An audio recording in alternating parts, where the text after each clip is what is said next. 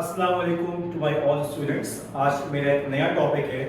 आज हम मालूम करेंगे कि कॉस्ट प्राइस को कैसे मालूम करना है और इसका मेथड क्या होगा। लास्ट वीडियो में इसको पार्ट 1 का नाम हमने दिया है अपने यूट्यूब चैनल पर। उस वीडियो में हमने सीखा है कि हमें लॉस परसेंटेज और प्रॉफिट परसेंटेज कैसे मालूम करना है। आज हम अपने डेटा की तवज्जुह से देखेंगे कि हमें किस तरीके से कॉस्ट प्राइस मालूम करना है। आइए सवाल को रीड आउट करते हैं।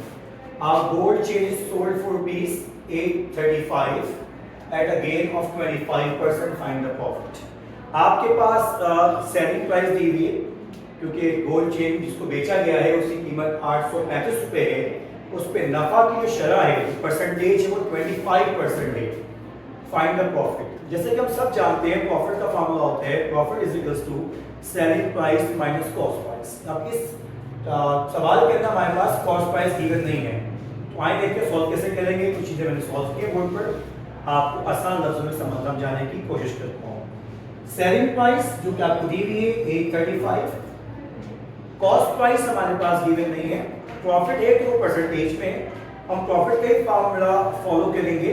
तो कॉस्ट प्राइस क्या हो गई, लेट हमने कर लिया CP is equals to X।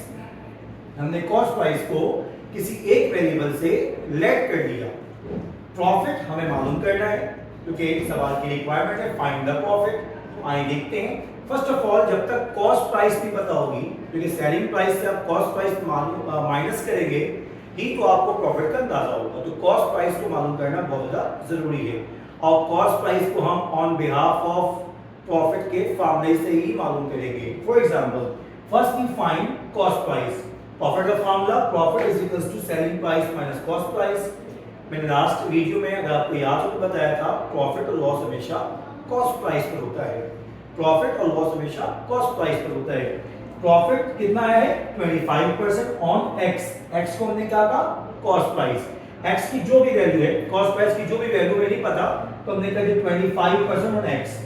Selling price 835 minus cost price ये हमने लेट किया हुआ है एक्स से, तो हमने लिख दिया एक्स। आइए आगे चलते हैं। आपको just like that 25% on x, 25% percentage को खत्म करने के लिए हमने 100 से डिवाइड कर दिया। 25x divide by 100 is equals to 835 minus x।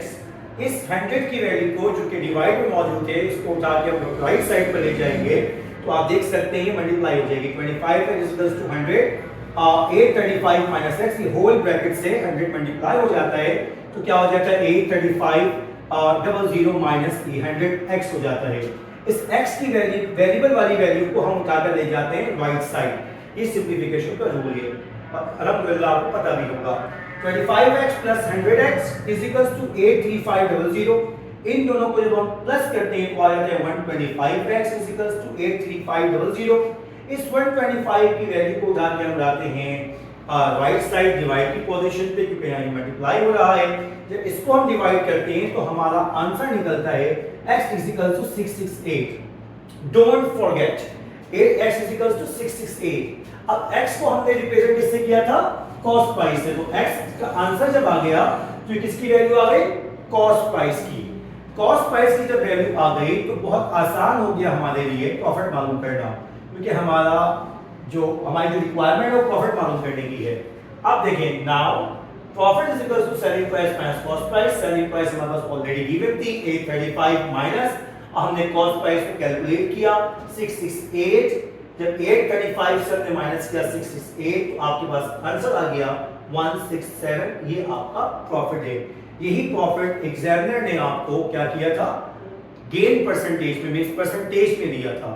I hope कि आपको मेरी बात समझ में आई होगी। इंशाल्लाह इसके बाद एक नेक्स्ट वीडियो मिलते हैं, टॉपिक सेम रहेगा। दुआ में याद रखें। अस्सलाम वालेकुम। लाइक करें, शेयर करें और कमेंट्स करें।